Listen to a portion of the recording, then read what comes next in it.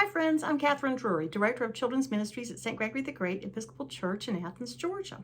Last week was Easter. I hope you had a wonderful Easter day, and I hope you're enjoying this season of Easter. Easter is so wonderful that it can't be kept in just one day. It goes on for 50 days. During this time after Easter, we often hear the accounts of the disciples and Jesus' friends, ways that they saw him after he rose from the dead, but before he arose to heaven. So today's story comes from Read, Wonder, Listen. These are stories from the Bible for young readers. The author is Laura O'Leary. The illustrator is Anne Shane, and Woodlake is the publisher. This one is called Thomas Wonders. Thomas sat by himself, wondering. He was not sure what to think and feel about all the stories he was hearing. People were saying that Jesus was alive again. They had seen him in a garden, on the road, around the table, in a locked room. How could this be? Thomas wanted to believe it, but wanting something to be true does not make it true. "What's the matter, Thomas?" asked Mary. "Just thinking," Thomas replied. "Maybe you think too much," said Mary. "Just believe." Thomas frowned. Is it wise to believe without thinking? To accept whatever people tell you? That is not what Jesus taught us. He wanted us to use our minds, to ask questions, to wonder. "True," agreed Mary. "But we're your friends. Can you not trust us to tell you the truth?"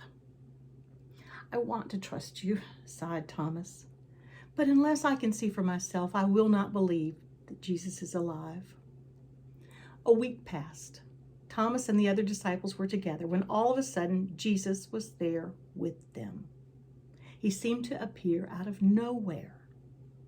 "Go on, Thomas," said Jesus, holding out his hands. "See for yourself. Touch me." Thomas took the outstretched hands. He touched the wounds. He felt so mixed up. He was glad to be with Jesus, confused about how it was possible, and ashamed that he had not trusted his friends. "Be at peace, Thomas," said Jesus. "Do not let your heart be troubled." Then Thomas was so happy he cried, and the tears washed away his shame and sadness. It felt so good to be with Jesus again. But Jesus warned all of them not to think that everything had gone back to the way it was before. "The time is coming," he said, "when you will not be able to hold on to me, talk to me, see me in the old way. You will have to know me in a new way, but I will be with you always, in every place and every time." Then Jesus was gone, but not gone.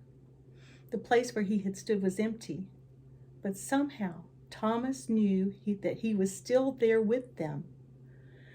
The storm inside Thomas settled and became calm and still. His heart was peaceful.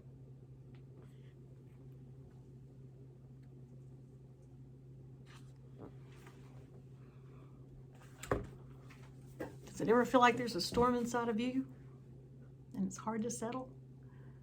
Maybe you can remember these words from Jesus, that he will always be there with you. Always.